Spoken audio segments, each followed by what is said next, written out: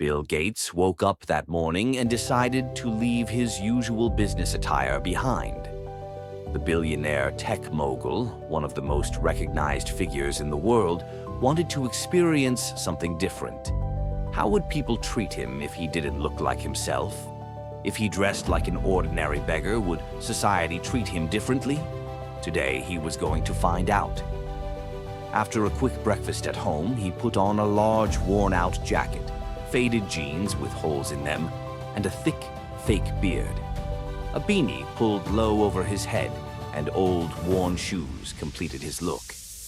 He shoved a few crumpled bills into the jacket pocket, giving him the look of someone down on their luck.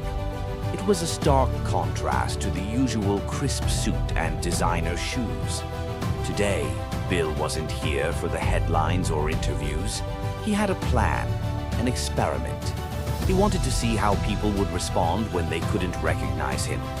His destination was a popular local cafe in the heart of the city, known for its cozy atmosphere and loyal customers.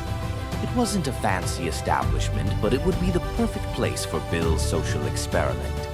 As he approached the cafe, he could already smell the coffee and fresh pastries wafting out the door.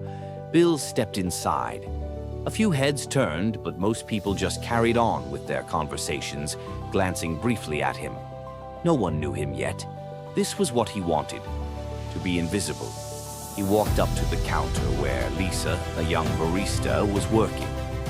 "One cappuccino, please," he said, in a voice that seemed slightly unsteady. Lisa looked at him with a friendly smile, ready to take his order. "Sure, coming right up," she said. Before Bill could say anything else, a voice from behind caught his attention. "Hey, what do you think you're doing here?" It was Kevin, another barista who was busily wiping down the counter. He eyed Bill suspiciously, sizing him up. Bill felt the tension in the air but didn't flinch.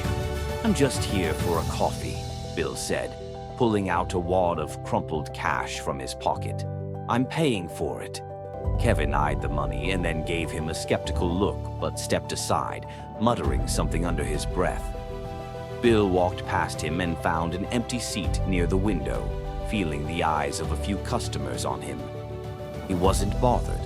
This was part of the experiment, how people treated him when he didn't look like himself. A few minutes later, Lisa came over with his cappuccino, placing it gently in front of him. "Here you go, enjoy," she said with a warm smile. Bill nodded, grateful, but he couldn't help noticing how Kevin had barely acknowledged him. The contrast between the two was striking. Lisa was kind and polite, while Kevin had been cold and dismissive. Bill sipped his coffee, reflecting on the differences in how people treated him, based solely on his appearance.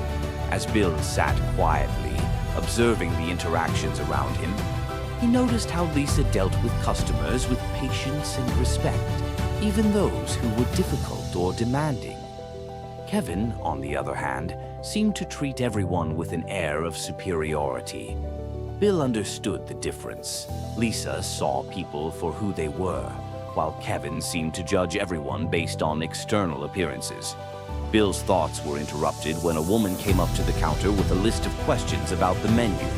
Kevin snapped at her, demanding she stop asking so many questions, and barely offered a smile. The woman walked away, visibly upset. Meanwhile, Lisa continued to engage with her customers, offering friendly conversation and a smile. Bill took another sip of his coffee, his mind deep in thought. This was more than just a test of customer service. It was a test of human nature, how easily people judged others based on their appearance. Bill had always known that people could be quick to stereotype, but seeing it unfold in front of him was both fascinating and disheartening. When he finished his coffee, he stood up and walked back to the counter. Lisa was wiping down the counter and Kevin was distracted, typing away on his phone. Bill cleared his throat to get Lisa's attention.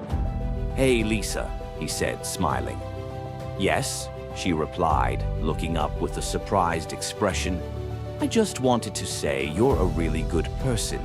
You treat everyone with kindness, and that means a lot." Lisa blinked, taken aback by the compliment. "Oh, thank you." Bill turned to Kevin, who was still distracted.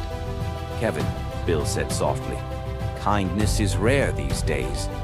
Maybe you should try it sometime." Kevin shot him a confused look but didn't respond. Bill handed Lisa his business card. "Take this, and if you ever need help, don't hesitate to reach out." Lisa took the card, her hands trembling slightly as she read the name on it. "Bill Gates. Wait, Bill Gates?" she asked, her voice rising in disbelief. Bill smiled. "Yes, that's me. I've been watching you for a while.